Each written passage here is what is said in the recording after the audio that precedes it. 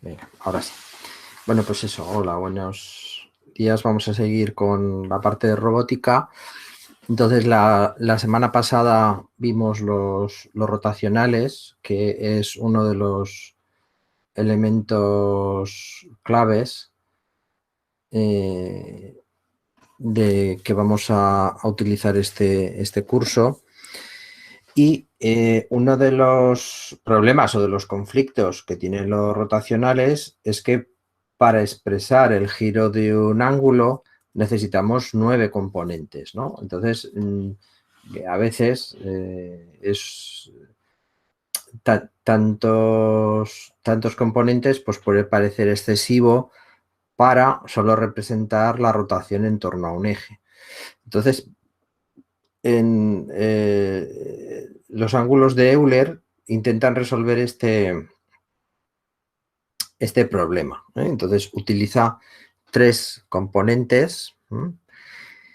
Y el problema es que puede haber varias definiciones diferentes, ¿eh? Entonces depende de cómo realizamos los giros, cómo definimos la forma en la que se hacen los giros, pues entonces nos sale un sistema de Euler, de ángulos de Euler distinto.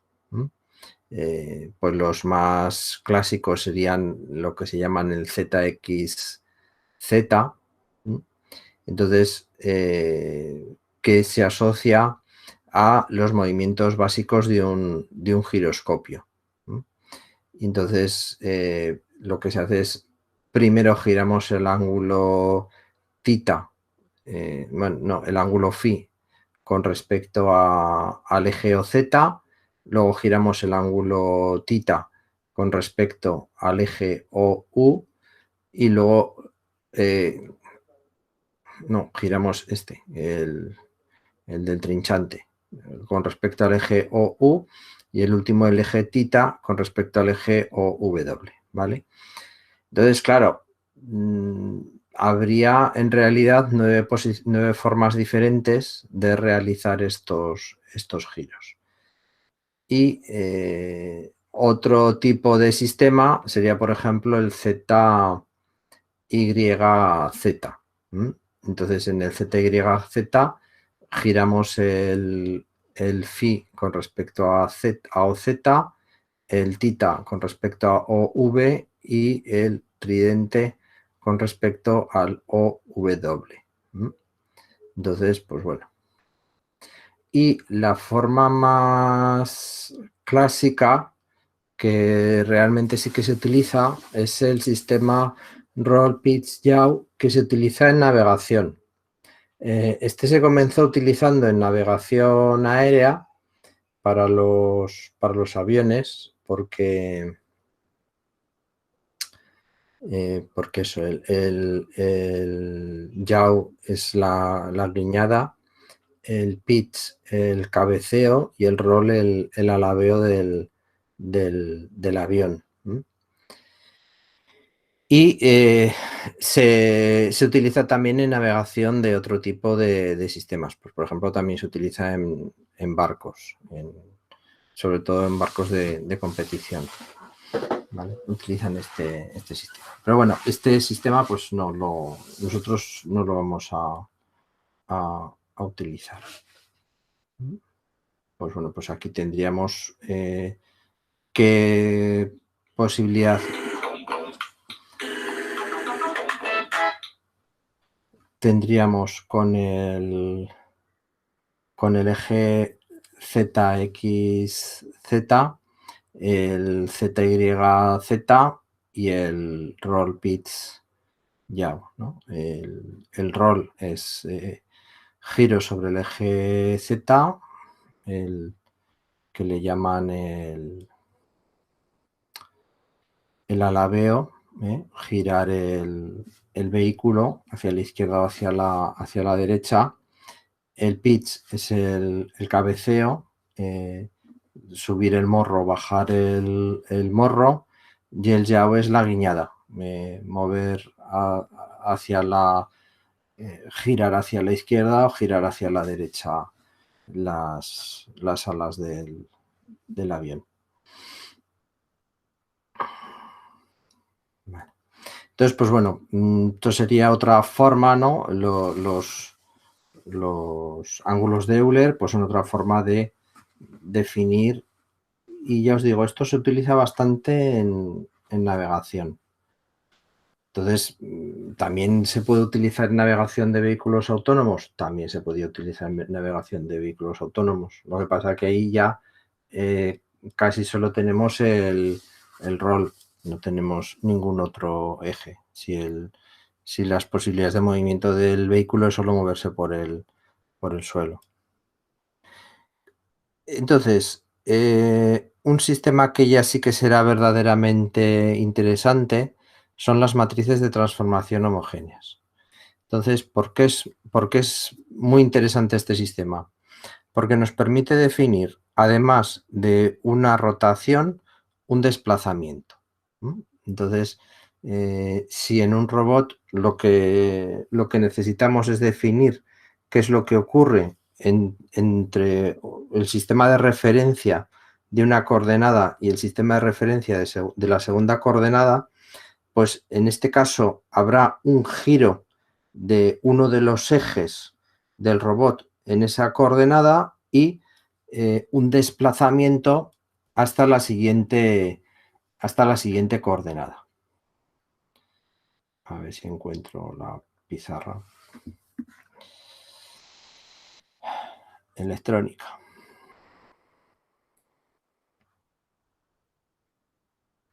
Aquí tengo la robótica. Me parece que estuvimos haciendo aquí esto. Estuvimos haciendo aquí alguna cosa. Vale, o sea, yo tengo una base y sobre esa base pues tengo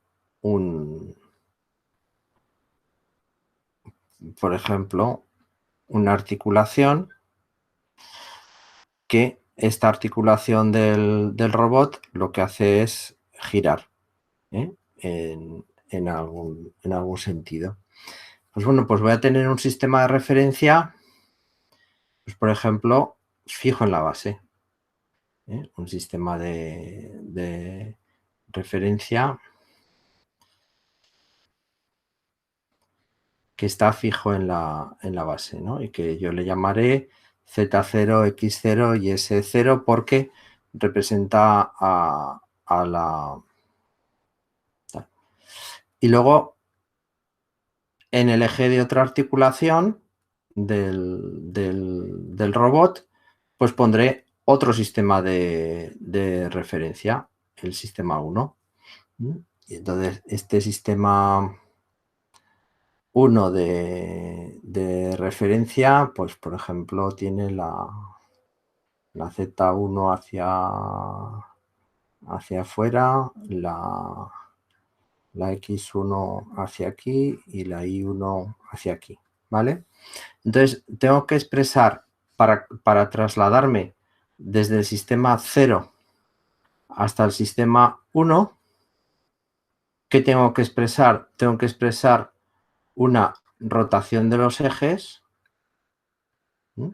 porque el eje Z pues se ha movido 90 grados hacia adelante, el eje X ha girado 90 grados en sentido contrario a las agujas del reloj con respecto al eje Z, y el eje Y, pues ya con expresar estos dos movimientos del eje Z, o sea, del eje Z y del eje X, pues ya va a quedar ajustado, ¿no? O sea, va a haber una rotación en el eje X1 para poder poner Z1 en la dirección de Z0, más una rotación, una vez que están estos dos alineados, Z1 y Z0, habrá que rotar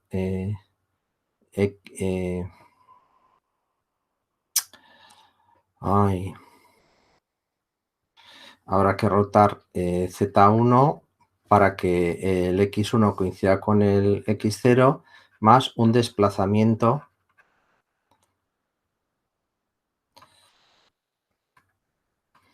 ¿vale? De este punto de S0 a S1. ¿Vale?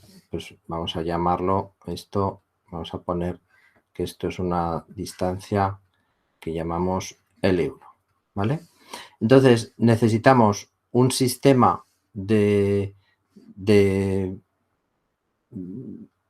cálculo, una herramienta matemática que nos permita aunar, agrupar todas estas operaciones en algún elemento que me permita calcular, pues si yo tengo que indicar un punto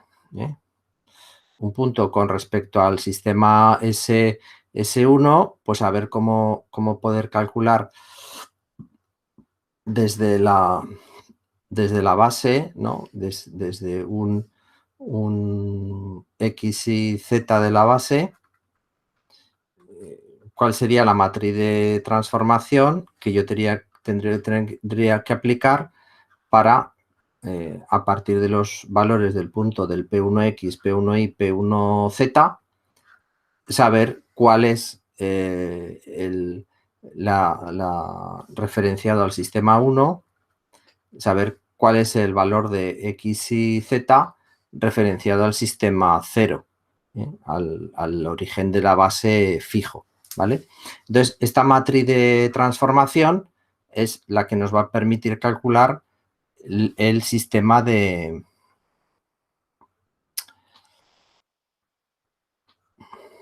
No. La matriz de transformación homogénea, ¿vale? Bien.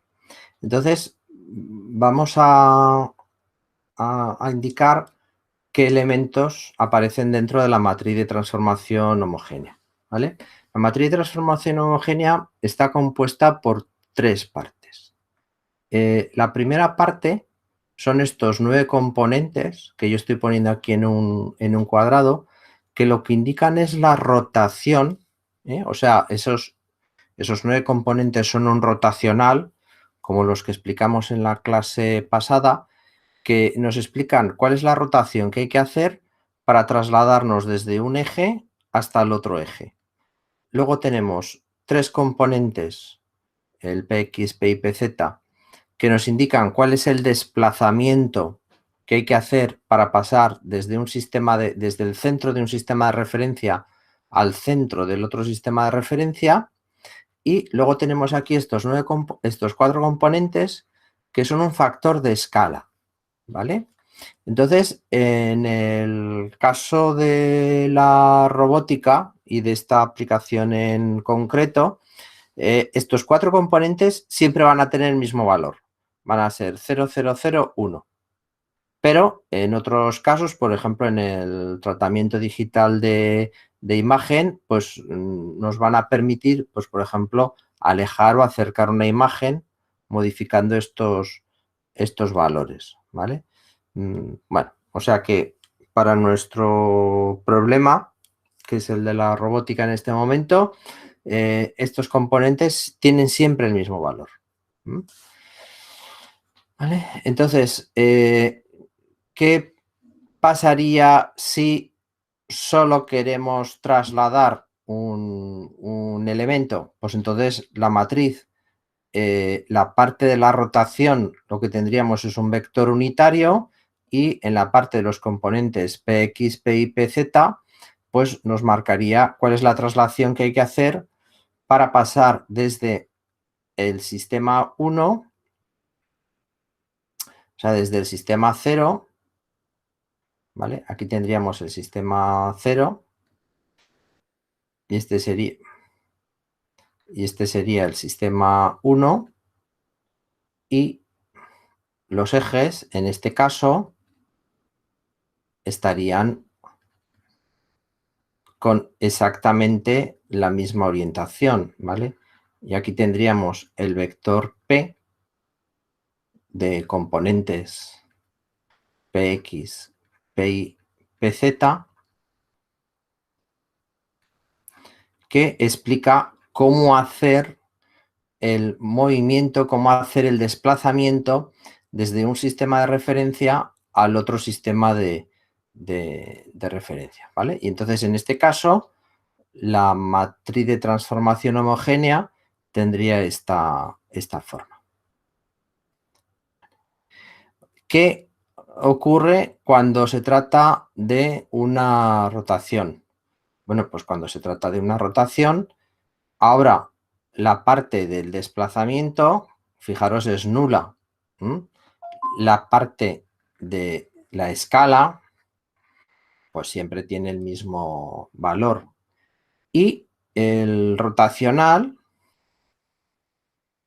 1, 0, 0, 0 coseno de alfa menos seno de alfa, ¿vale? Estamos diciendo rotación del eje X respecto al ángulo alfa. Bueno, pues mantener esto en la memoria, esto es exactamente el mismo rotacional que vimos cuando hablábamos de un rotacional simplemente. O sea, el rotacional se calcula de la misma forma que un rotacional normal. Pues rotación sobre el eje X del ángulo alfa, 1, 0, 0, 0 coseno menos seno, seno coseno. ¿Vale? O sea, el rotacional se calcula de la misma forma.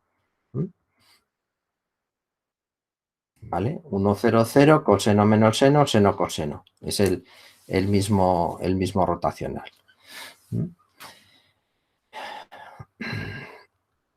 Si la rotación es ángulo alfa, o sea, la rotación seguida de una traslación, o sea, rotación y después traslación,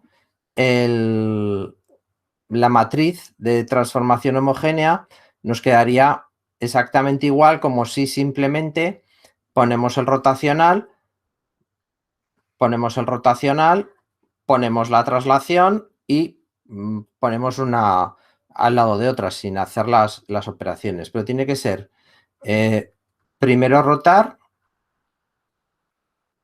y segundo desplazar. ¿Vale?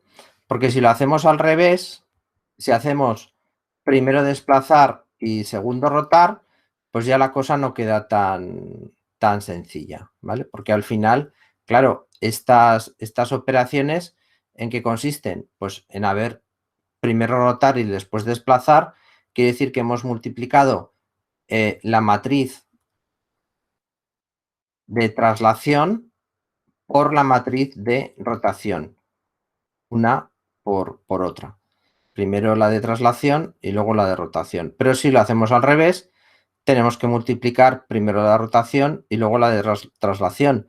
Y como el producto de matrices no es conmutativo, el resultado no es el mismo, ¿vale? Entonces, esto es un ejemplo de que realmente hay que tener en cuenta el orden en el que hacemos todas las operaciones.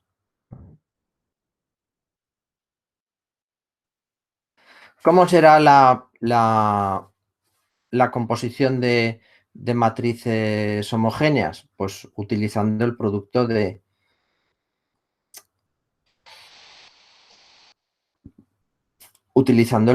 matricial. Entonces, en este caso, lo que tendremos que hacer es una descomposición de todo lo que queramos hacer en operaciones simples de giro o de desplazamiento, giros básicos o desplazamientos básicos. Es, como ya hemos dicho, una operación no conmutativa y entonces, pues bueno, tendríamos dos posibles soluciones. Depende de qué es lo que queremos obtener.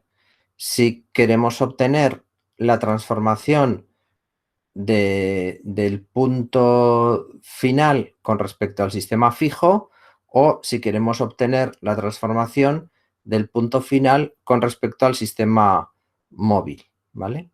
Entonces, en el caso en el que la transformación se realice con respecto al sistema de referencia fijo, tenemos que multiplicar en orden inverso las matrices, como habíamos hecho en el caso de los rotacionales, la composición de rotacionales. Si queremos realizar la definición con respecto al sistema de referencia móvil, pues entonces tenemos que multiplicar en orden directo, ¿vale?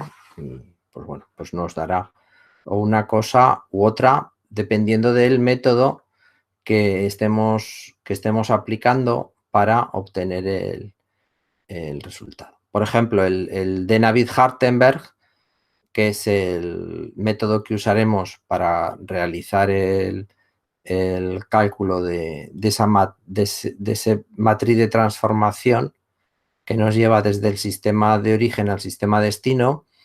La referencia que utilizamos es la del sistema móvil. Entonces las matrices se multiplican en orden directo. Pero otros métodos distintos al de Navier-Hartenberg o variantes del propio de Navier-Hartenberg, pues utilizarán otras ideas, ¿vale?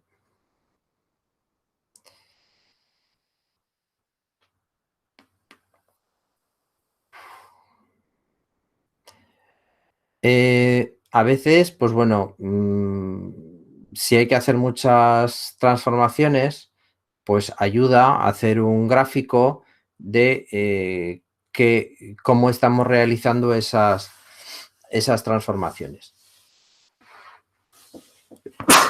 Ay. Entonces, estos gráficos, ¿qué es lo que nos indican?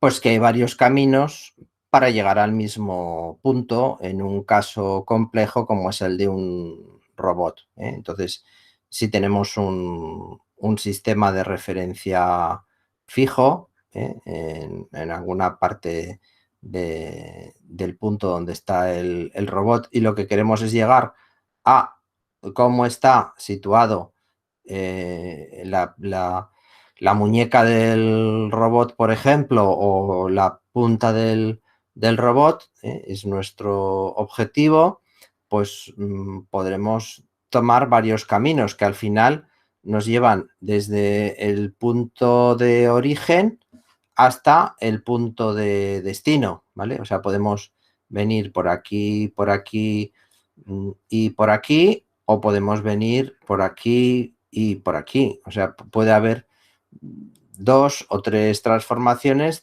dependiendo de por qué camino queramos ir, ¿vale? Normalmente el camino que utilizaremos será siguiendo siempre los ejes de las articulaciones del robot. O sea, no iremos por caminos que estén por fuera de las articulaciones del robot.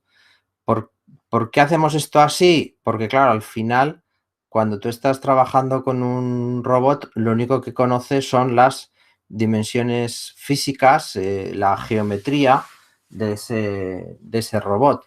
A priori no conoces la geometría de la instalación. Entonces lo que te interesa es utilizar referencias, utilizar mecanismos que te permitan hacer ese cálculo con respecto a lo que es la propia geometría de tu robot. Entonces el camino suele ser siempre único, atravesando todas las articulaciones del robot, ¿vale? Pero, pues bueno, pues es una idea que está ahí. Y si yo quiero ir hacia adelante... Bien. Y un tercer mecanismo que bueno, que es un poquito más complicado, es el de los cuaternios. ¿Por qué es más complicado? Pues porque al final las matrices de transformación homogénea se basan en elementos de cálculo que ya conocemos, ¿no? Pues que son, por ejemplo, cómo hacer el producto escalar de dos vectores para obtener lo que es los rotacionales que están implicados dentro de esa matriz de transformación homogénea y luego usar el producto de matrices, ¿vale? Entonces, los cuaternios, pues bueno, en principio es una información más compacta, porque de nuevo una matriz de transformación homogénea tiene 16 componentes para expresar o una traslación o una rotación o un movimiento compuesto, pero son un montón de componentes donde además pueden aparecer ecuaciones tremendamente enrevesadas cuando tenemos cualquier cosa que sea un poco real, ¿eh? O sea, si tenemos un sistema ya de 3 o de 4 ejes, pues la gente suele venir en los exámenes, oye, ¿y puedo escribir en apaisado en vez de escribir en vertical? Porque es que no me caben las matrices si las escribo en vertical, las tengo que poner en apaisado. Pues sí, pues puedes poner las matrices en apaisado y en vez de poner coseno de alfa, poner C alfa para ir abreviando un poco, ¿vale? Suelen salir unos chorizos tremendos de ecuaciones infumables. Entonces, pues bueno, un cuaternio tendría 4 componentes. Entonces, esos componentes pues pueden expresar de una forma más sencilla cómo se realiza un movimiento, cómo se realiza un cambio de coordenadas de un sistema. Entonces, el cuaternio parte de una base de 4 elementos y un vector Q, pues es el producto de cada uno de los componentes por cada uno de los elementos del vector director, ¿no? O sea, este sería el vector director del cuaternio.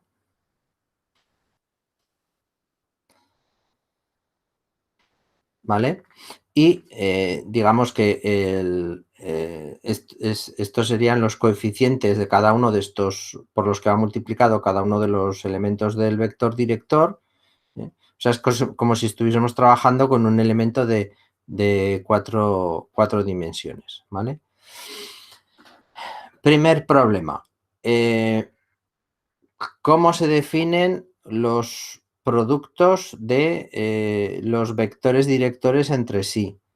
Pues claro, en un sistema tridimensional IJK, que es el vector director, pues estamos muy acostumbrados. En este sistema de 4 dimensiones, pues bueno, tenemos que ir todo el rato con esta tabla para saber cómo ir operando. Claro, lo bueno es que a veces, pues, si usamos herramientas matemáticas y la herramienta matemática sabe trabajar en cuaternios, pues entonces nos olvidamos un poco de esos problemas. Pues bueno, pues, ¿cuáles serían las propiedades? Pues que se puede definir el conjugado, y entonces mantiene el signo de la parte escalar y invierte la parte vectorial. O sea, este Q0 sería este escalar del cuaternio y esto sería lo que marcaría la dirección del cuaternio. Se define también cómo se realiza el producto de cuaternios, que es no conmutativo, cómo se define cómo se hace la suma. Entonces, fijaros, estas operaciones no es que sean complicables, pero pertenecen a un tipo de herramienta matemática que no estamos acostumbrados a manejar, ¿no? O el producto de un escalar, pues este sí que es más sencillo, ¿eh? Es multiplicar el escalar por cada uno de los componentes. Se puede definir la norma, se puede definir el inverso del cuaternio, ¿m? Y podemos utilizar, pues bueno, para representar composición de movimientos y rotaciones. Entonces, girar un ángulo θ sobre el eje K, pues sería esta tal. La composición de rotaciones consiste en la multiplicación, entonces, de elementos. Bien, entonces, vamos a comparar estos diferentes métodos. O sea, al final nos vamos a quedar con las matrices de transformación homogénea. ¿Por qué? Para este campo en el que vamos a trabajar. Si nuestro problema de robótica es hacer el guiado de drones, pues entonces igual diremos que nos quedamos con el ángulo de Euler, ¿eh? O sea, todas estas estructuras en muchos subcampos de la robótica pues acaban utilizándose todas ellas, ¿eh? Pero bueno, lo que nos interesa ahora, que es el tema de robots industriales, pues son las matrices de transformación homogénea los elementos más interesantes. ¿Por qué? Pues porque nos permiten representar la posición y orientación. Podemos de una forma sencilla componer transformaciones. Utiliza una herramienta matemática conocida, que es el álgebra matricial, y pues bueno, para aplicarlo sobre un vector y saber a dónde nos lleva ese vector o un punto del espacio donde está con respecto al origen, pues basta con multiplicar, ¿eh? Y el problema es que tiene un alto grado de redundancia. O sea, hay 12 que expresar 12 componentes para no ya 6 grados de libertad. Un robot de 2 grados de libertad, si utilizamos una matriz de transformación homogénea, pues tenemos que utilizar los 12 componentes. Y, pues bueno, los ángulos de Euler, pues el problema es que nosotros necesitamos trabajar con desplazamientos, ¿eh? En la navegación de un vehículo no es tan importante, porque lo único que te importa de la navegación es cuál es la dirección actual del vehículo y su velocidad, y cuál es la dirección que tiene que tener el vehículo y la velocidad que tiene que tener el vehículo en el estado siguiente, ¿eh? Entonces,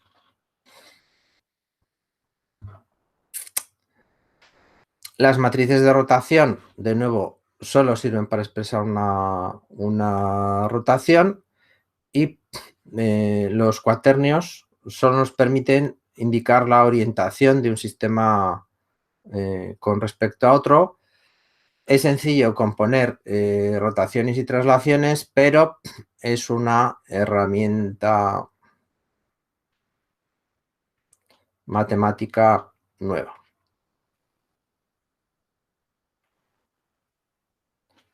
No la conocemos, ¿vale?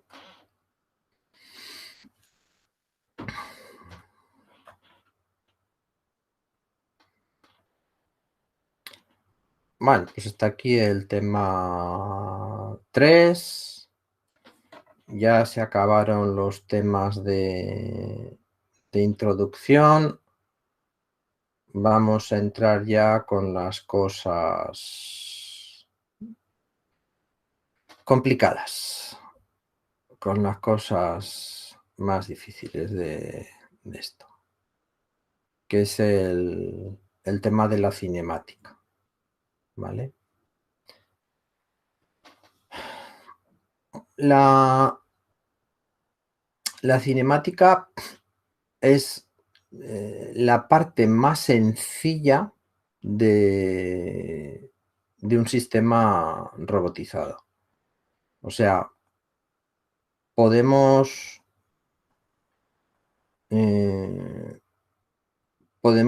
entender o tenemos necesidad de entender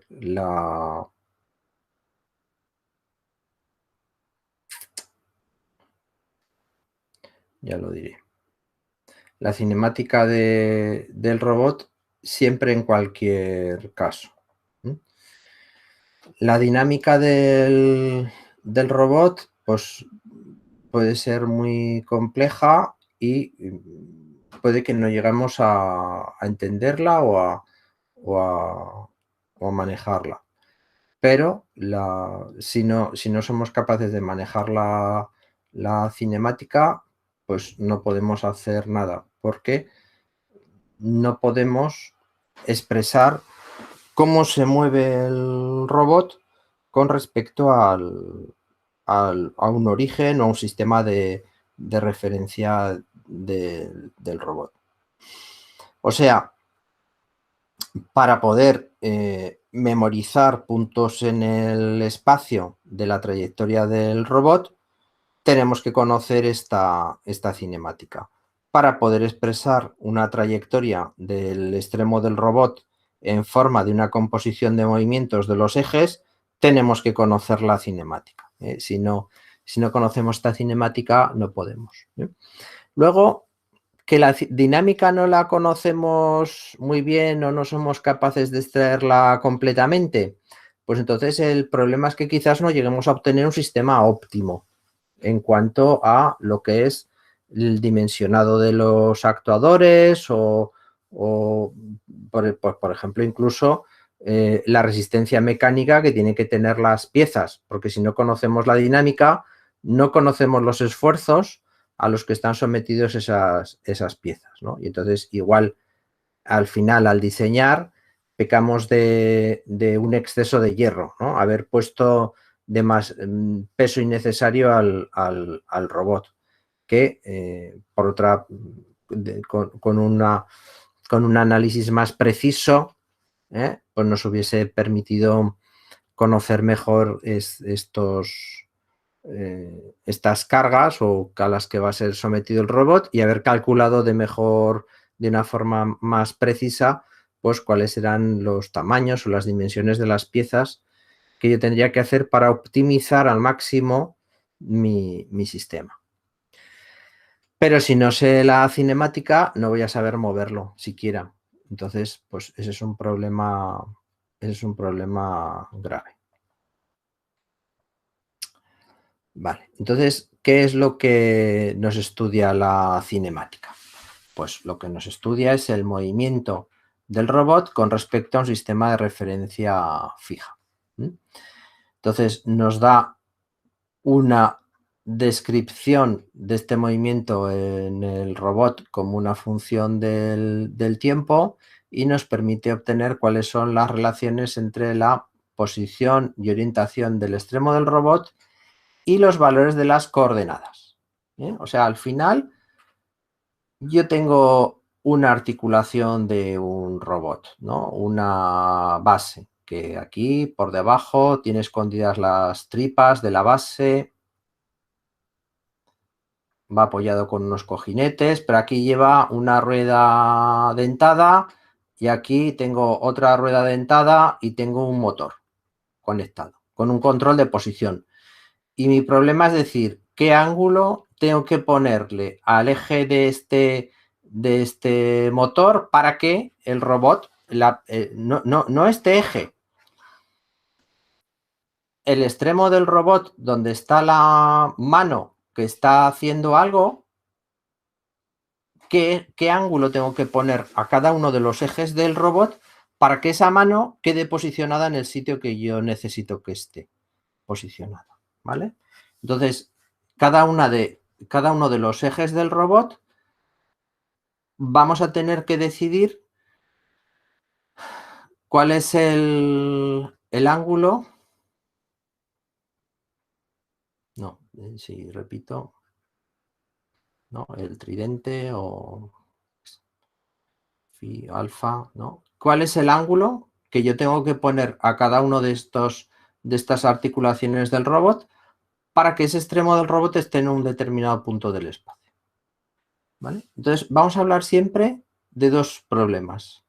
El problema cinemático directo, que es el fácil, o sea, se trata de decir cuál es la posición y orientación del extremo del robot con respecto a ese sistema de referencia, cuando yo sé cuáles son todos los ángulos y parámetros geométricos del robot.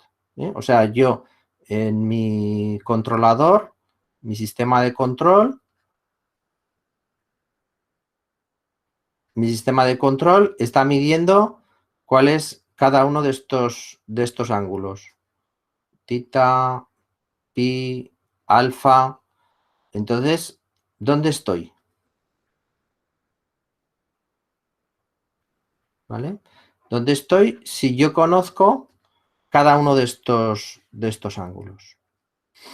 Y el problema cinemático inverso, que es el más complicado, pero también es el más interesante, es si la punta del robot, si el extremo del robot está en un determinado lugar del espacio, en los puntos P, y P, X, P, Z, ¿cuáles son los ángulos que yo tengo que poner?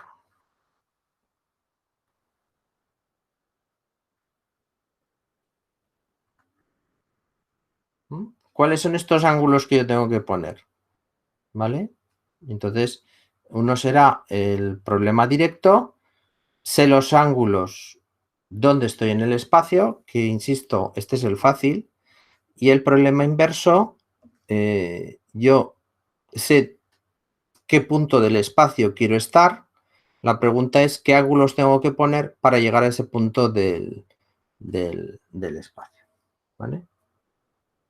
Y luego, pues bueno, hay una técnica muy interesante que nosotros vamos a entrar poco porque tiene mucha complejidad matemática, que es ser capaces de calcular el jacobiano del robot. Este jacobiano nos diría las relaciones entre las velocidades del movimiento y las articulaciones del extremo del robot. El jacobiano tiene representación en forma de una matriz y si esa matriz tiene un inverso y somos capaces de calcularlo, el jacobiano nos daría la resolución del problema cinemático directo y el inverso de la matriz jacobiana nos daría la resolución del problema cinemático inverso, ¿vale? Entonces, tiene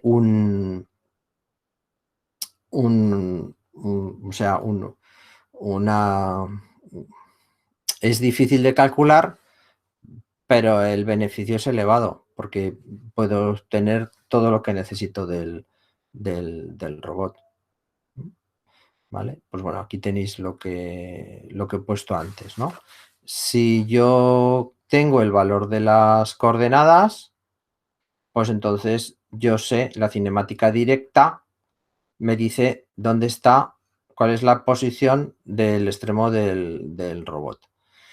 Si yo sé cuál es la posición, o sea, si mi dato de origen es cuál es la posición y orientación del robot, la cinemática inversa me devuelve el valor de las coordenadas articulares. O sea, saber el Q1 como una función de la posición y la orientación de la herramienta del robot.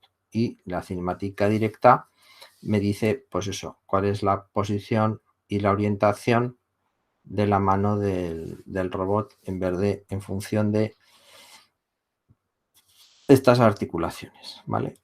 En este curso casi nos preocuparemos solo de la parte referente a la posición del extremo del robot, ¿no? Sin hablar de la orientación de la mano.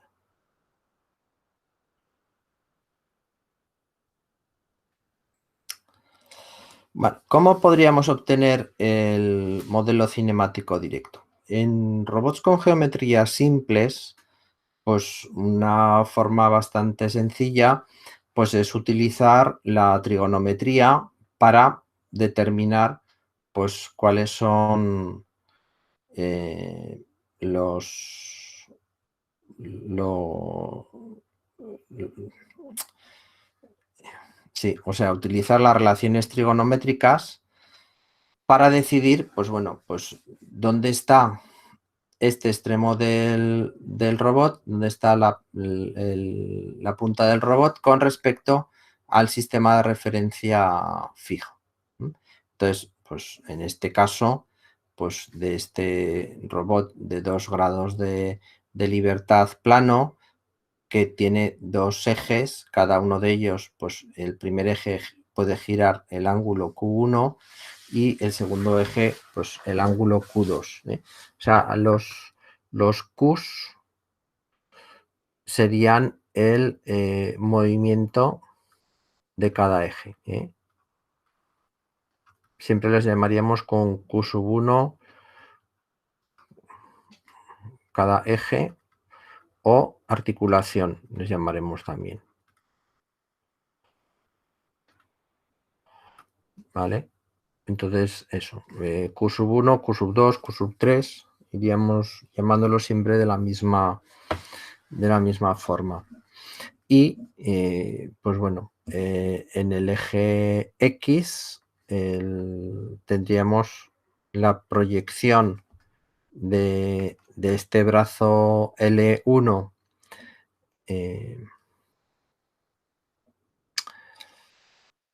de este brazo L1 sobre el eje X, pues sería L1 por el coseno de del ángulo Q1.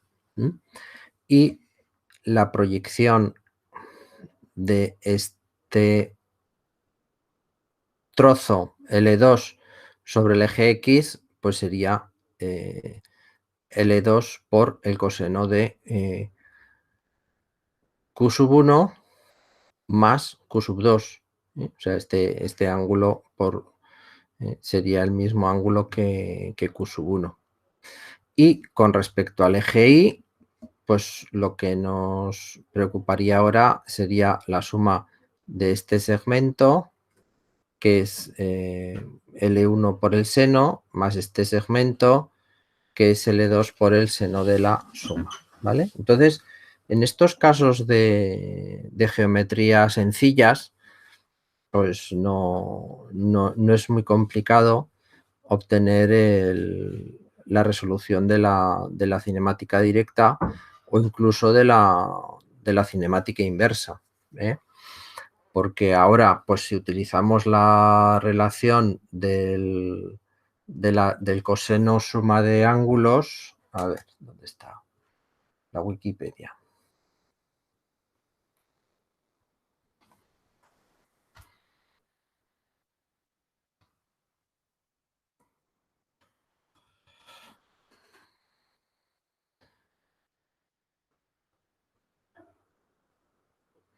Vale, pues el coseno de alfa más beta, coseno menos seno, ¿no? O sea, este sería coseno de Q1 coseno de Q2 menos seno de Q1 seno de Q2, ¿vale? Y el seno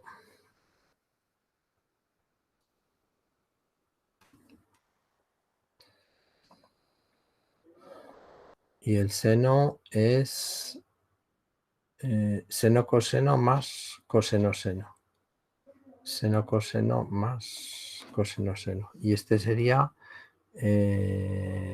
seno de Q1 coseno de Q2 más coseno de Q1 seno de Q2. ¿Vale? Entonces de aquí, de estas dos ecuaciones,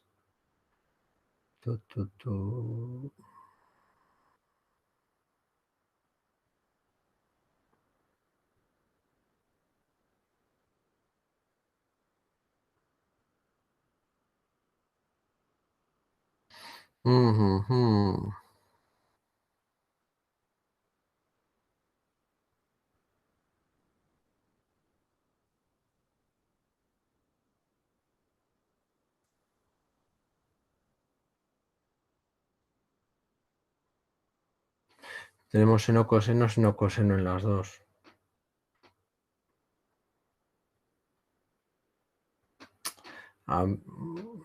Bueno, queda una ecuación cuadrática, pero si pasamos o los senos a cosenos o los cosenos a senos o pasamos todo a tangentes, pues suele ser la forma de resolverla, ¿vale? Aquí además, en estas ecuaciones trigonométricas, incluso las más sencillas, es donde uno ve estrellarse con más facilidad a los software estos de cálculo matemático, que te digan, después de media hora, te digan que no son capaces de encontrar la solución. Pero bueno. Entonces, otra opción es usar matrices de transformación homogéneas. Y utilizaremos un método que es el método de Navitt-Hartenberg.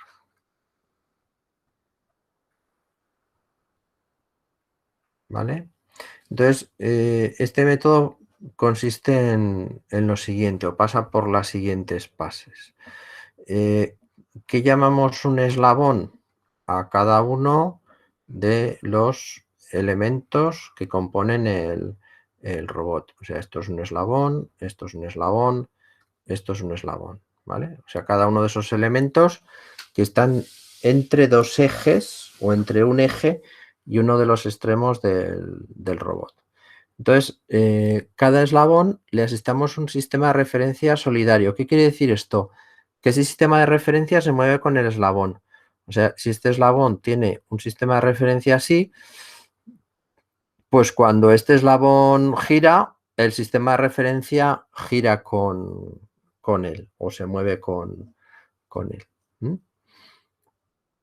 Entonces, lo que vamos a hacer es representar las traslaciones y las rotaciones entre los distintos eslabones del robot.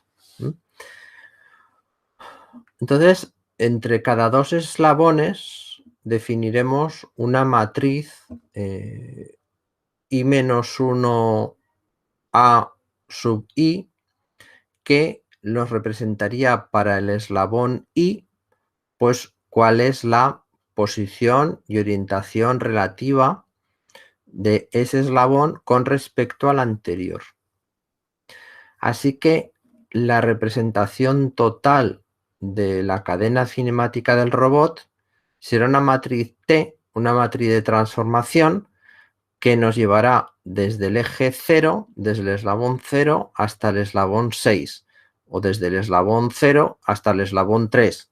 Dependerá de cuántos grados de libertad tenga el robot. O sea, por cada grado de libertad del robot va a aparecer una articulación y va a aparecer una matriz.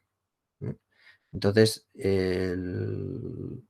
como lo que vamos a hacer es expresar la posición del robot con respecto al sistema de referencia móvil, pues entonces las matrices se multiplicarán en orden directo. Y pues bueno, yo os digo, tantas matrices como grados de libertad tenga el robot.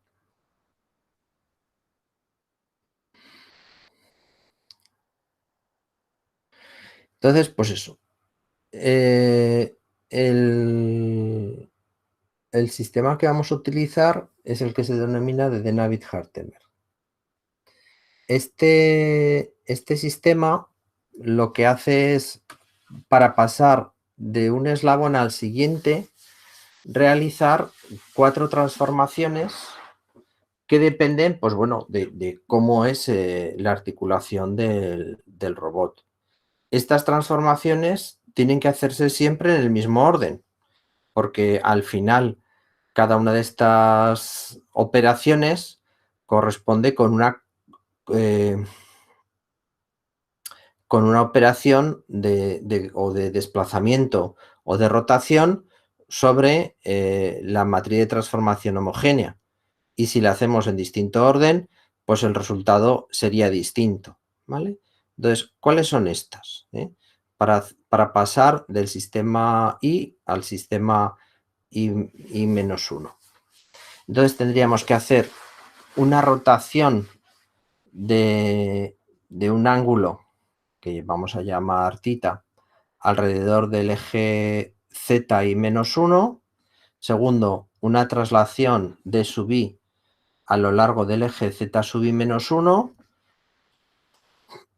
Una traslación de A sub I a lo largo del eje X sub I y una rotación de alfa sub I a lo largo del eje X sub I. ¿Vale? O sea, vamos a tener el sistema. Vamos a tener el sistema I, que va a tener un X sub I, un Y sub I y un z sub i. Y vamos a tener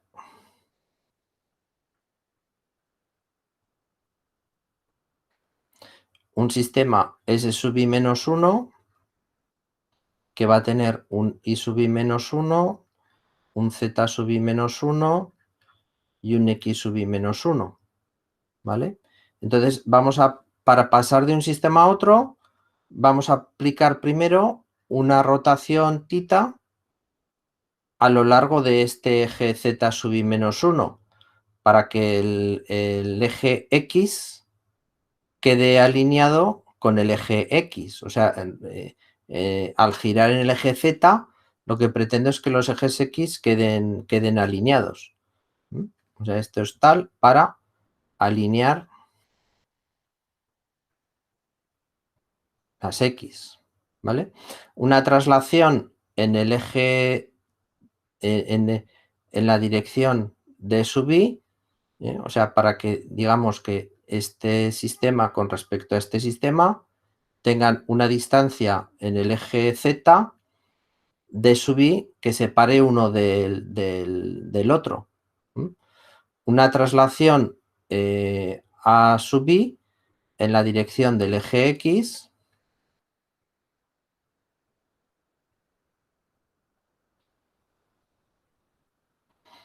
¿vale? Y por último, una rotación alfa sub i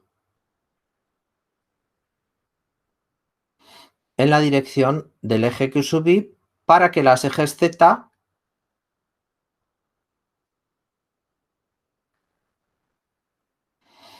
queden alineados, ¿vale? Entonces, con estas 4 transformaciones deberíamos de pasar de un sistema de referencia a otro, ¿vale?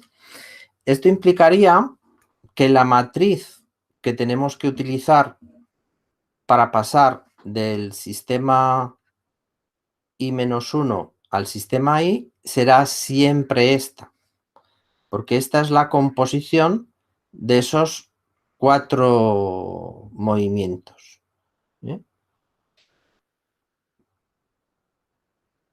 ¿Vale?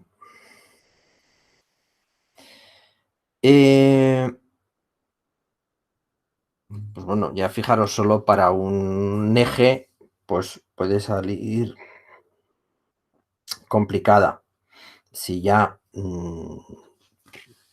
tenemos 4 ejes, pues salen expresiones que son a veces tremendas. Entonces, pues bueno, el problema suele ser, la mayor parte de las veces, escoger de forma correcta los ejes y darse cuenta lo que nos va pidiendo el algoritmo del orden en el que hay que hacer las cosas. ¿Este es el único posible algoritmo de Navier-Hartenberg? No. Si cambiáis cualquiera de estas operaciones, os va a dar otro resultado distinto que también es válido. Pero claro, la matriz esta ya no será la misma. Entonces, si por ejemplo veis vídeos en YouTube que utilizan otro sistema de Navier-Hartenberg, pues si queréis tener la misma solución, pues tenéis que aplicar una matriz diferente. O a veces hay soluciones de Navier-Hartenberg que están basados en vez de en el movimiento del eje X y del eje Z, en el movimiento del eje Y y del eje Z. Entonces, pues puede haber distintas soluciones, porque en este caso, fijaros, el eje Y no lo tocamos nunca para nada. Moviendo y desplazando solo en el eje Z y el eje X es como conseguimos llegar de un sistema de referencia al otro sistema de referencia. No es necesario nada más. Vale. Entonces, pues bueno, ¿qué es lo que nos dice el algoritmo?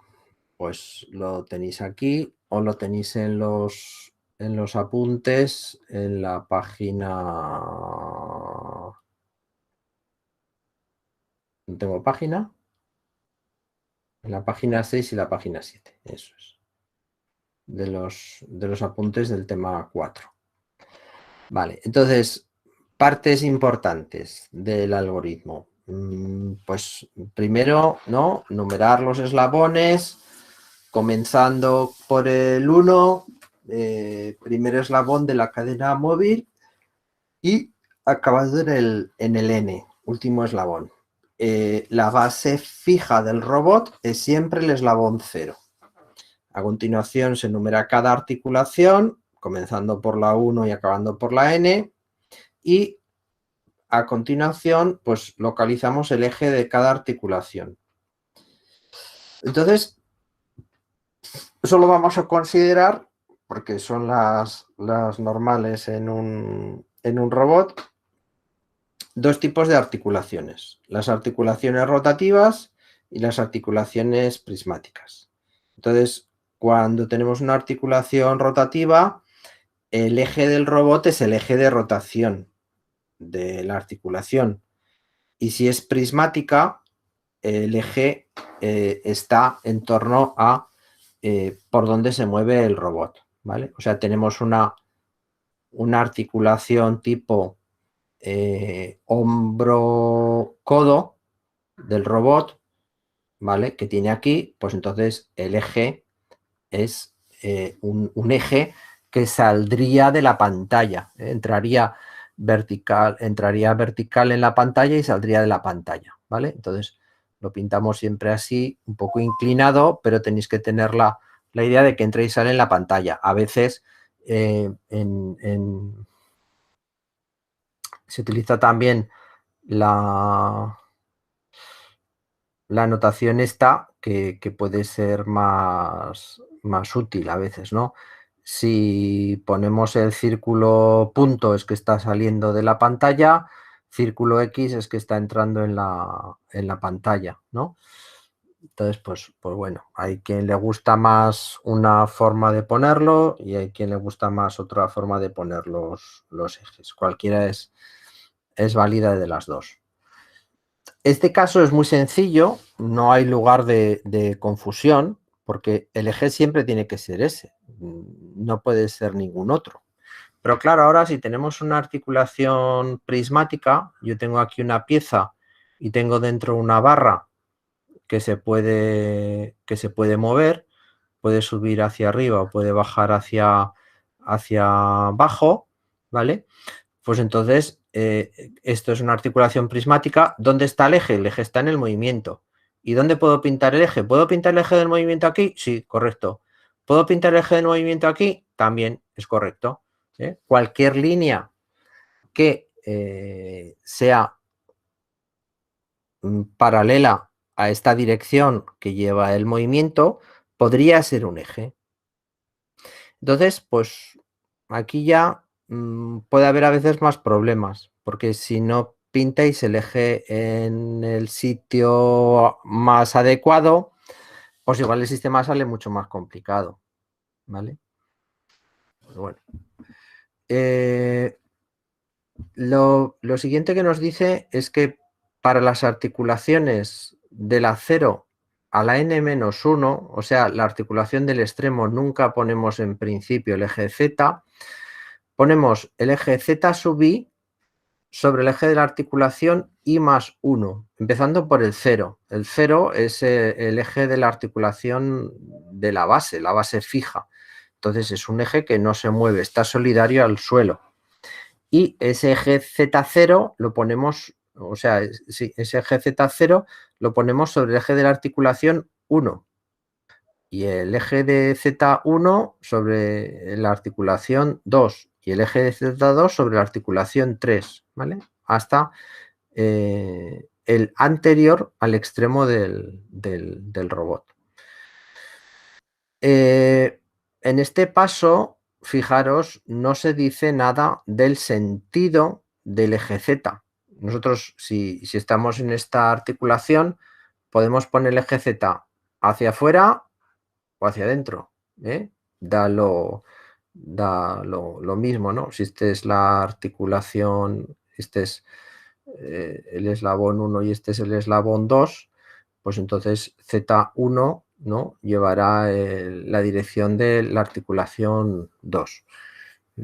Puede estar hacia adentro, puede estar hacia afuera. Y la solución del problema que nos da, pues es perfectamente válida si lo hemos pintado en un sentido, lo hemos pintado en otro. Lo que pasa es que al final el resultado queda referenciado de una forma o de otra, según hayamos puesto el sentido de los ejes. El origen de la base lo puedo poner donde quiera. Y los ejes X y Y se pueden poner de cualquier forma con tal de que formen un sistema dextrogiro, ¿no? El sistema dextrogiro pues es el sistema de la mano derecha, si ponemos el dedo gordo, nunca me acuerdo cómo se llaman los dedos. Bueno, y los dos siguientes formando X y Z, empezando por el dedo gordo, ¿no? O si lo pintamos aquí, pues la Z para arriba, X y Z sería un sistema dextrogiro. Si cambiáis la X y la Y, pues es levogiro, ¿eh? a la izquierda. Entonces, ¿no? Con este sistema, pues utilizaríamos para formar a continuación, desde I de 1 a n-1, situamos el sistema S sub I, que es solidario al eslabón I, en la intersección de, por una parte, el eje Z sub I, o sea, el eje de este eslabón, y una línea normal que sea común a Z sub I y Z sub I menos 1. Y ahora aquí viene la aclaración. Si ambos ejes se cortan, o sea, Z sub I menos 1 y Z sub I se cortan, S sub I se pone en el punto de corte. Y si son paralelos, lo que hay que hacer es llevar el eje S sub I al límite de la articulación I más 1. O sea, al final de la articulación. Para I de 1 a n-1, X sub I tenemos que situarlo en una línea normal común a Z sub I y Z sub I menos 1. Y ya las I sub I, pues lo único que ya tenemos determinado dónde está la Z, dónde está la X, pues que tiene que formar un sistema de estrogiro. No puede ser levogiro. Pues utilizar la regla de la mano derecha para encontrar dónde debería estar el eje Y. Y el sistema S sub n tiene que estar ¿dónde? En el extremo del robot, en la punta del robot. Y el eje Z sub n tiene que tener la misma dirección, que no sentido, puede tener sentido contrario, que Z sub n menos 1. Y X sub n tiene que ser normal a Z sub n menos 1 y Z sub n. Tiene que ser normal, perpendicular a ambos ejes. No tiene que llevar la misma dirección que X sub n menos 1. Entonces suele ser un error muy común en los exámenes. Poner el eje X sub n en la misma dirección que el eje X sub n menos 1. No. Puede que esa dirección sea válida, porque sea normal, pero igual no es la más conveniente. Porque claro, Z sub n, tal y como lo hemos definido, Z sub n y Z sub n menos 1 son paralelos. Por lo tanto, si son paralelos, si X sub n menos 1 viene aquí, el X sub n, pues igual me interesa que venga hacia aquí, que no sea paralelo a X sub n menos 1. Pero esta dirección y esta dirección, o sea, esta dirección y esta dirección, o esta dirección o esta dirección, es normal, porque entre Z sub n y Z sub n menos 1, lo que me forman es un plano, y todas estas direcciones son válidas, ¿vale? Entonces llegaríamos ya a la parte final del algoritmo, donde vamos escribiendo los distintos componentes de cada uno de las matrices de transformación homogénea. Entonces, el ángulo θ sub i sería el ángulo, y aquí hay que fijarse en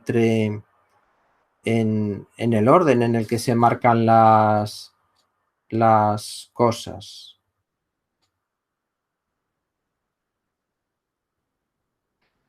¿Vale? Entonces, hay dos movimientos que van del sistema I-1 al sistema I. Entonces, este es un movimiento que va del sistema I-1 al sistema I. Va de I-1 a I. Porque lo que hago es girar Z sub I-1 para que X sub I-1 y X sub I queden paralelos. O sea, si estoy girando Z sub I-1, el que estoy moviendo es X sub I-1 para que X sub I-1 se mueva hacia X sub I. Vale. En este caso, la Z. Los movimientos en sentido contrario de las agujas del reloj son positivos y los movimientos en el sentido de las agujas del reloj son negativos. ¿Vale? Contrario a las agujas del reloj, positivo. En las agujas del reloj, negativo. Si algunos os acordáis de cómo giraban las agujas del reloj, ¿no? Que ya, pues, puede que ya no hayáis tenido ningún reloj de estos de analógicos. D sub i sería la distancia, de nuevo, desde el sistema I-1 al sistema I, o sea, medida a lo largo del eje Z sub I-1, que hay que desplazar el sistema S sub I-1 para que X sub I-1 y X sub I queden alineados.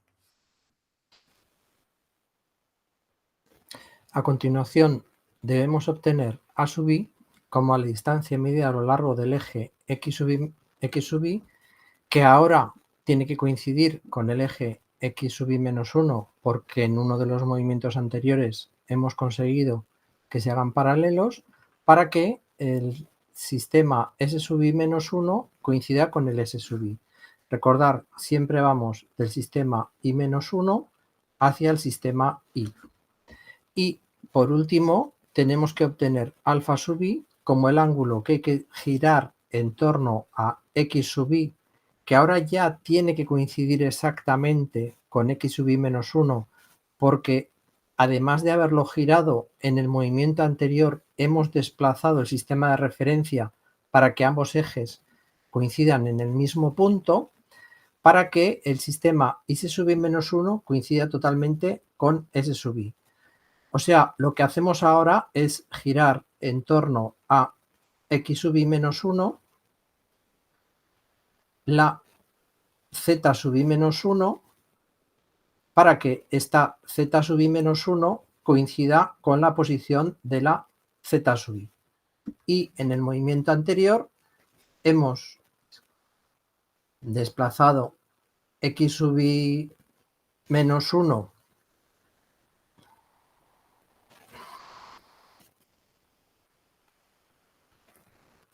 en la dirección de X sub i para que el sistema de referencia S sub i-1 coincida con el sistema de referencia S sub i.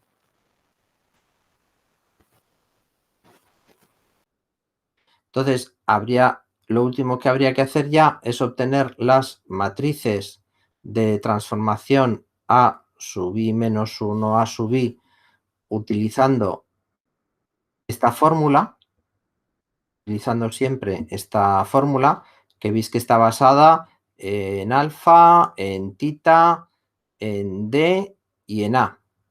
Estos cuatro componentes que hemos calculado, ¿vale? Y pues obtener la matriz de transformación aplicando ya las transformaciones de todos los ejes, ¿vale? Entonces, con esta matriz T que hemos calculado, podemos calcular la posición y orientación del extremo referidas a la base. Vale, este sería el método.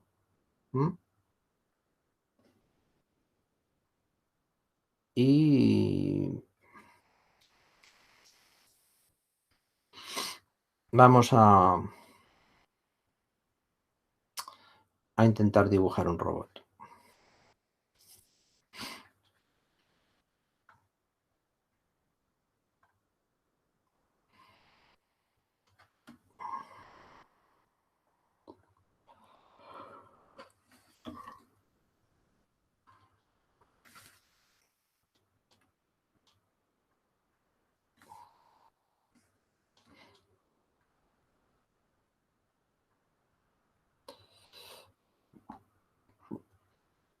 Vale.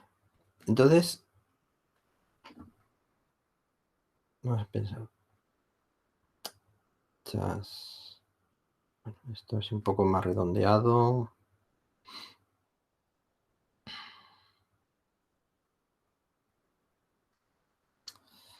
Dos,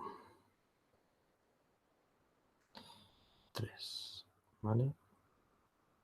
Bien, entonces empezamos numerando los eslabones. Entonces tenemos aquí la base 0, el eslabón 1, el eslabón 2 y el eslabón 3. ¿Vale? Este es el extremo del robot. Esa es la punta del robot. Entonces, ¿cuáles serían las articulaciones? Pues tendríamos esta base, vamos a pintar el eje de giro de la base, esta base Q sub 1 que giraría, tendríamos este eje aquí, tendríamos Q sub 2 que giraría, tendríamos este eje aquí, tendríamos Q sub 3 que giraría. ¿Vale? Entonces tendríamos aquí las articulaciones, la articulación 1, la articulación 2 y la articulación 3 y los ejes de cada articulación. ¿Vale? Entonces, ¿dónde tenemos que poner los ejes Z? Los ejes Z los tenemos que poner sobre el eje de la articulación siguiente. O sea, el eje Z0 lo tenemos que poner sobre el eje de la articulación 1. O sea, que el eje Z0 vendría en esta dirección, en la dirección de la articulación 1. La articulación 1 gira, este es su eje de giro, pues entonces tendría que venir en ese eje. ¿Dónde estaría Z1? Estaría en el eje de la articulación 2. O sea, Z1 vendría en esta dirección. En esta dirección, ¿eh? Javier, Sí. una ¿Qué? pregunta. ¿El sentido podría ser hacia afuera? Por Sí, ejemplo, sí, el sentido podría ser hacia afuera o hacia adentro. Lo que te dice es que tiene que estar en la dirección del eje. No te dice cuál es el sentido. ¿Vale? Ok. Y el eje de la articulación Z2 tendría que estar en la dirección del eje 3. ¿Vale? Bien. Entonces, estos ejes entran hacia adentro. El Z1 y el Z2 entran hacia adentro. Y el Z3 no lo pintamos de momento. ¿Vale? Lo único que sabemos es que el sistema de referencia 3 está en este punto, que es el extremo del robot. ¿Vale? Entonces, siguiente. El sistema 0 lo podemos poner en cualquier punto del eje 0. Vale, pues entonces vamos a poner el sistema 0 en este extremo. Y el X0 y el Y0 los podemos poner en cualquier dirección con tal de que estén formando un sistema de extrogiro, ¿vale? Pues ponemos, por ejemplo, el Y0 hacia dentro del papel y el X0 hacia la derecha, ¿vale? Venga. Entonces, estaríamos ya en el punto 5 del algoritmo. Vale. Y ahora el punto 6. Este ya es un punto crítico. Entonces nos dice, para ir de 1 a n-1, o sea, el sistema 0 ya lo tenemos puesto, ya hemos dicho que el sistema 0 está aquí, está en este punto del robot. Tenemos que situar primero el sistema 1, de tal manera que sea solidario al sistema 1, al eje 1, o sea, el sistema 1 va a girar con la articulación 1, el sistema 0 está quieto en el suelo, el sistema 1 va a girar con la articulación 1, donde tengamos la intersección del eje z sub i con una línea normal común a z sub i y z sub i menos 1. O sea, z sub 1 y z sub 0. Entonces nos dicen, si ambos ejes se cortan, ese sub i está en el punto de corte. Bueno, en este caso tenemos un corte, porque el eje z0 sube en la dirección de la articulación 1 y la articulación 2 se corta su eje con el eje de la articulación 1.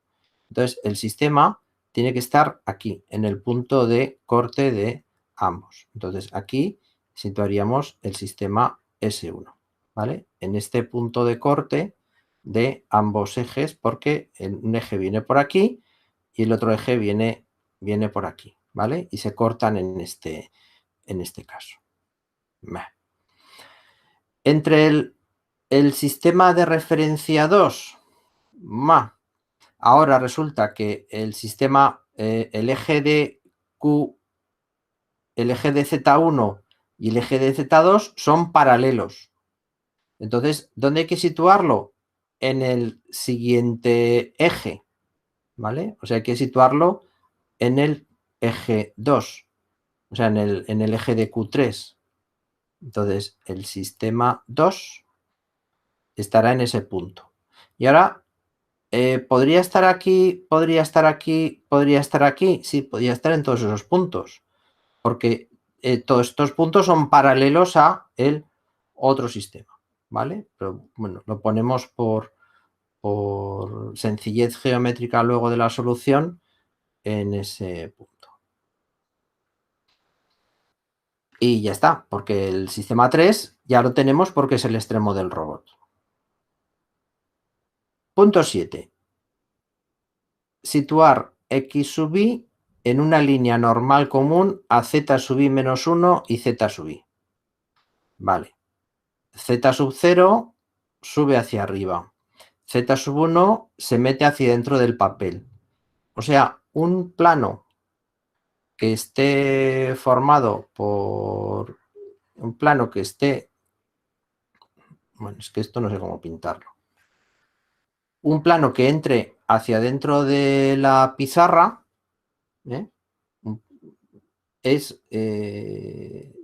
sería el plano que formarían los ejes Z0 y Z1. Entonces, un vector que sea perpendicular a ese plano sería, por ejemplo, este.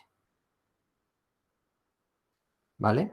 O sea, este vector en este sentido, o podría ser este vector en el sentido contrario, será perpendicular a ese plano que forman los ejes Z0 y Z1. Bueno, pues entonces aquí vamos a poner x sub 1.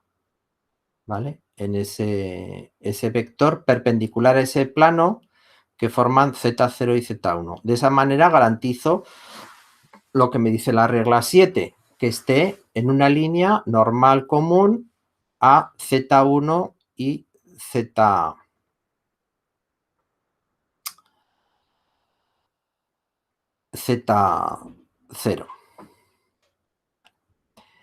El siguiente caso lo tenemos más complicado, porque claro, Z1 y Z2 son perpendiculares a la pizarra. Por lo tanto, cualquier vector que esté en ya lo diré, en el plano de la pizarra es válido, ¿vale? Bueno, pues solo hay dos que nos darán la solución correcta del problema. Y es que a la vez que estamos dibujando los ejes, tenemos que pensar que tenemos que ser capaces de llevar un sistema a otro desplazándonos en el eje Z y en el eje X. Entonces, claro, en el eje Z no hay ningún desplazamiento que podamos hacer para movernos desde el sistema 1 hasta el sistema 2, porque están los dos apuntando hacia dentro de la pizarra. Entonces necesitaremos un desplazamiento en la dirección del eje X para poder movernos de un sitio a otro. O sea que el eje X tendría que llevar esta dirección, X sub 2. El eje X es solidario a la articulación 2, se mueve con la articulación 2, ¿vale? Entonces lo tengo que pintar en una dirección que me permita ir desde el sistema 2 hasta el sistema 1.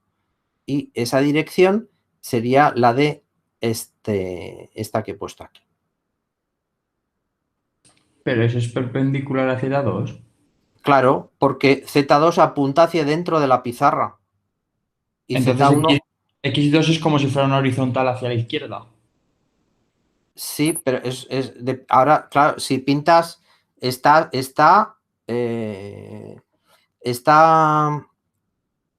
sujeta, está rígida, se mueve con la articulación 2. Entonces, si la articulación 2, en vez de pintarla así, la pintas así, si pintas así la articulación 2, te quedará el eje X2 así. Y el eje Z2 seguirá midiendo hacia dentro del papel. ¿Vale? A veces ayuda mucho pintar el robot en su posición extendida. Te ayuda a ver más fácil las cosas o a resolver el problema de una manera más sencilla. Entonces, si pintamos el robot, en vez de pintarlo así, lo pintamos con todas las articulaciones extendidas. Y vaya churros de robot que estoy pintando, ¿no? Pues entonces el eje X2 me quedaría así. El eje Z1 vendría hacia adentro, el eje Z2 vendría hacia adentro, el eje X1 vendría hacia la derecha, Z0, X0, ¿vale? Vendría hacia la derecha. ¿Vale? Entonces, así, pintándolo extendido, ves más fácil que para moverte del sistema 1 al sistema 2, te vas a ver obligado a tomar esa dirección de X2. ¿Estáis de acuerdo? Sí. Y hay una cosa que no te sigo.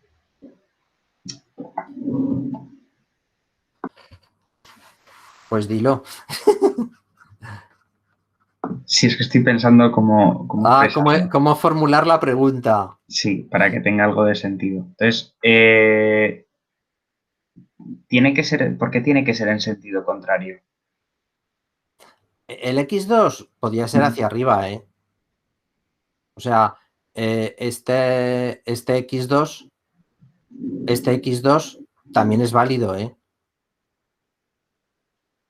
Ese X2 también es válido. Es decir, que cuando son paralelos los vectores Z, lo único que hay que hacer es el vector X, el eje X tienes que ponerlo en la dirección del eslabón. Claro, en la dirección del eslabón, porque luego tú te tienes que mover desde uno hasta otro. Y Entonces, una pregunta, Javier. si no lo pones en esta dirección del eslabón, no te vas a poder mover. Lo que pasa, si lo pones así, te quedará negativo, y si lo pones como había puesto yo, te quedará positivo. O sea, si lo pones así, ese desplazamiento te queda positivo. Y si lo pones de la otra forma, te queda negativo. Pero da igual, el signo positivo o el signo negativo, es exactamente lo mismo, ¿eh? ¿Qué me decías? ¿Lo podrías poner en el sentido de x1? No.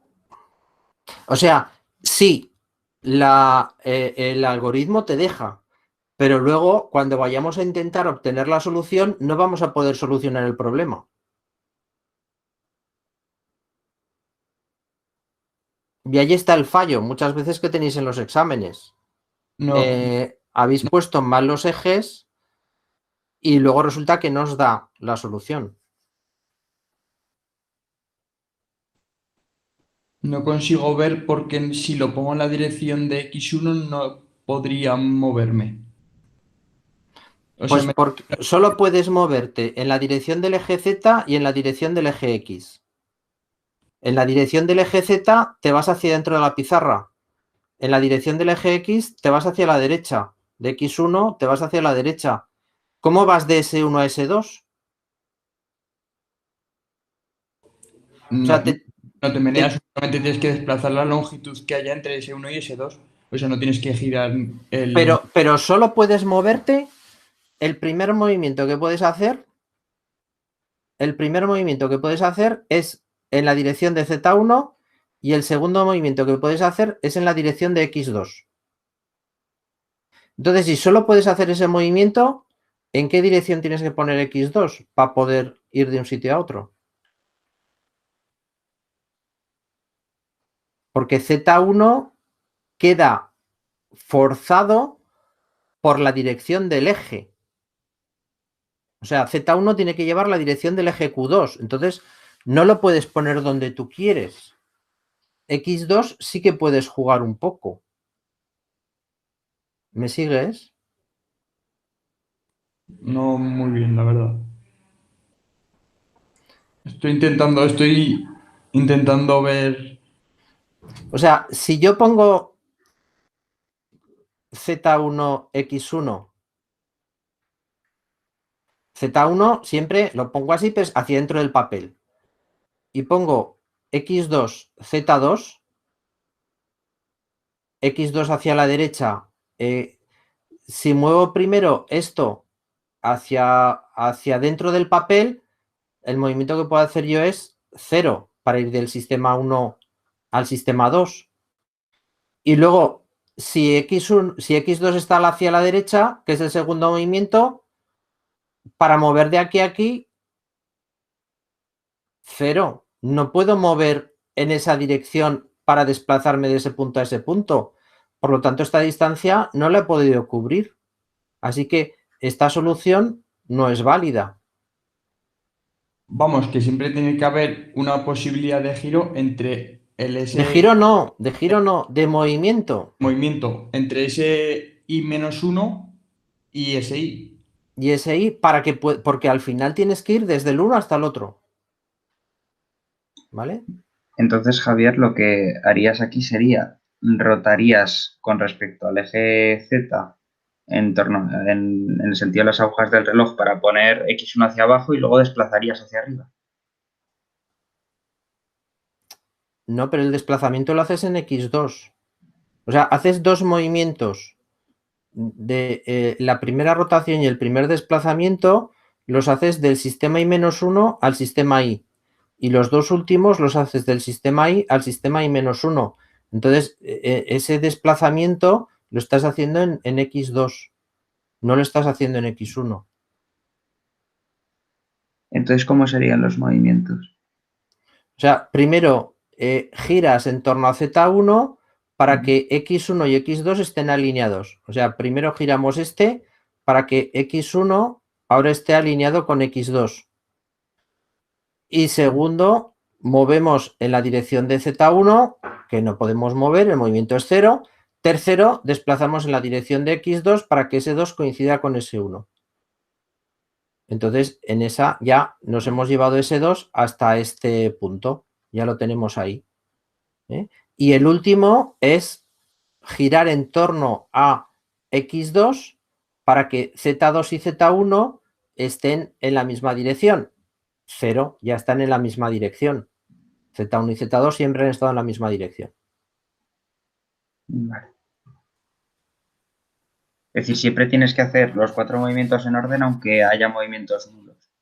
Sí, pero claro, a la hora de poner los ejes, poner las X y poner las Z, tienes que tener todo en la cabeza porque a veces el eje X resulta que tiene varias posiciones para ponerse, pero claro, solo una de ellas es válida. Entonces, por eso es en este paso 7 tener mucho cuidado cómo ponemos el eje X. ¿Sí? Más o menos. Venga, y ahora, nada, tenemos que cogernos el sistema de estrogiro con las letras X y Z pintadas en nuestros dedos, ¿no? Y entonces comenzar a poner los ejes Y, ¿no? Entonces dices, si el eje X va hacia la derecha y el Y, o sí, y el Z va hacia dentro del papel, la Y nos queda hacia abajo. Si el eje Z va hacia dentro del papel y la X va hacia abajo, la Y nos queda hacia la derecha. Y sub 2, ahí. Vale, y paso 9.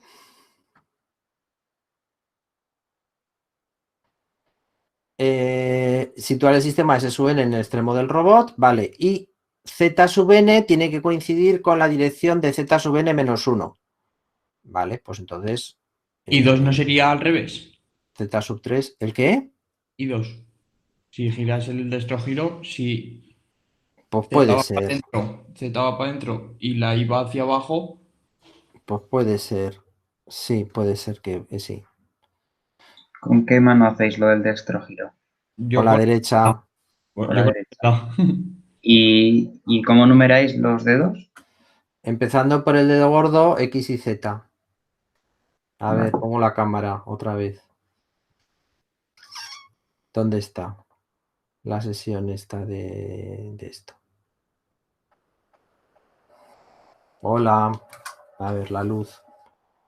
Entonces, mano derecha, ¿vale? Los 3 dedos de la mano derecha, eje X, eje Y, eje Z, formando un triedro entre los dos. Entonces, el eje X y el eje Z están definidos. Pues tú los orientas la mano para que tal y la mano te da donde está el eje Y. Entonces, eje X, eje Y, eje Z. No lo tengo aquí, me lo dejé en la escuela, a ver si me acuerdo de recogerlo, pues tengo un dado con el eje X y Z impreso en 3D, es otra forma, o coges tres lapiceros y les pones X y Z, tres lapiceros del IKEA, los pegas con celo y ya tienes el triedro, que hay que ir a robar los lapiceros del IKEA antes de que se los lleven todos, que ya quedan pocos. Y no sé si los van a reponer ya nunca más. ¿Vale? Bien, seguimos con el algoritmo.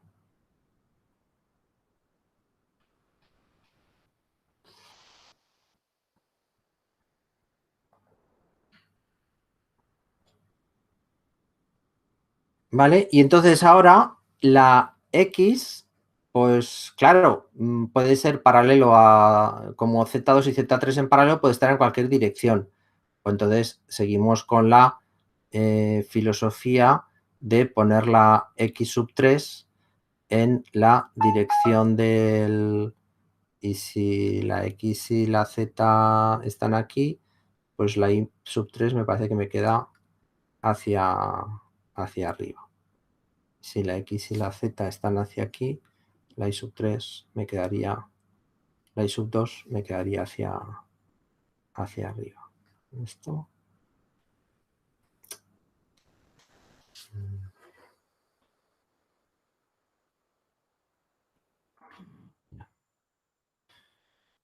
Igual al final aprenda a manejar esto y todo.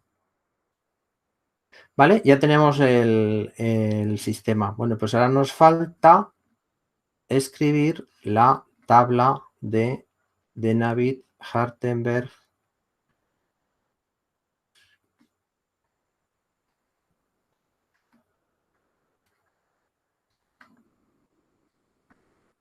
Que al final es como digamos que la solución de este problema, ¿no? Entonces, empezamos, ¿no? Tita, el ángulo que hay que girar en torno a Z0 para que X0 y X1 estén alineados. Ya están alineados, 0. Ya son 95, ¿eh? Sí, pero bueno, vamos a acabar esto porque si no... la D, esto será...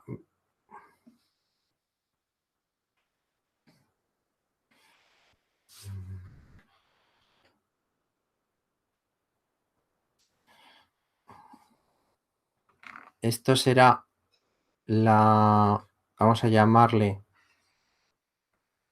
L1, esto será, vamos a llamarle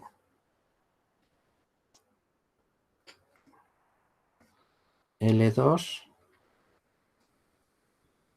y esto será, vamos a llamarle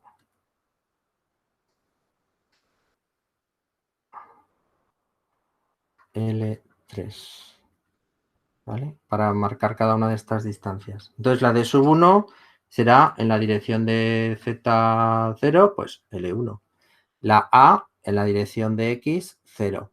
La alfa, el ángulo que hay que girar en torno a X sub 1 para que Z0 y Z1 estén alineados, pues va a ser pi medios, 90 grados.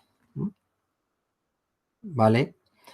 Y entonces, pues bueno, pues, bien, pues vamos a dejarlo aquí y como las pizarras no se borran, seguimos aquí el lunes, ¿vale?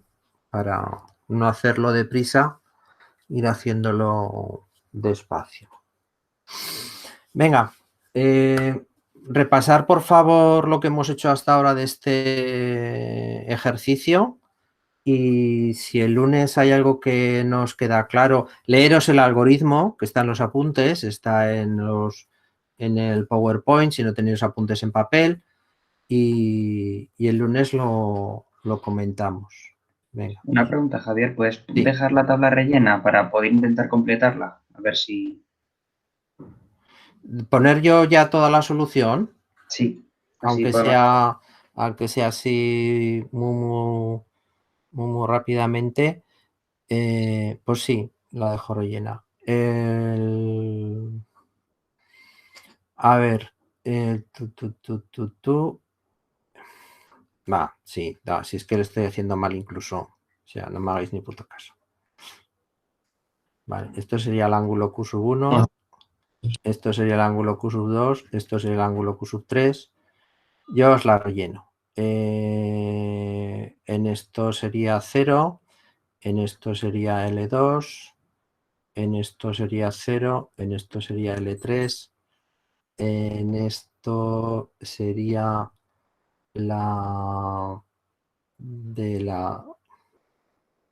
1 a la 2 para que las zetas estén...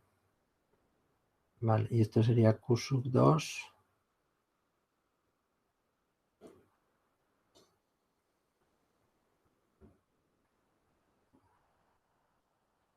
Q sub 2.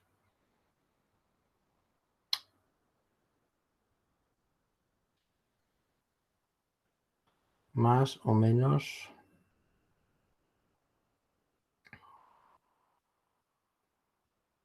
Menos pi medios. Sería menos pi, ¿no? Menos pi medios sería. Porque en el fondo este ángulo Q sub 2, pues claro, ¿dónde tiene el origen? El origen se supone que los 0 grados es esto, esta posición. Entonces tienes que contar este ángulo solo. ¿Vale? Tienes que pensar con el robot extendido. Y esto serían ceros porque están en la misma dirección y una vez que hemos hecho ese giro, pues ya la X3 y la Z3 nos han quedado en la misma dirección. Vale, pues si no he metido la pata, esta podría ser la solución de los ángulos de Navier-Hartemer. ¿Vale? Tenéis que pensar más en esta forma, ¿no? Porque esto es con los ángulos Q a 0. Entonces, claro, si el ángulo Q si el ángulo Q sub 1 ya ha girado 60 grados, pues cada 60 grados menos los pi medios. Bueno, paramos la cámara.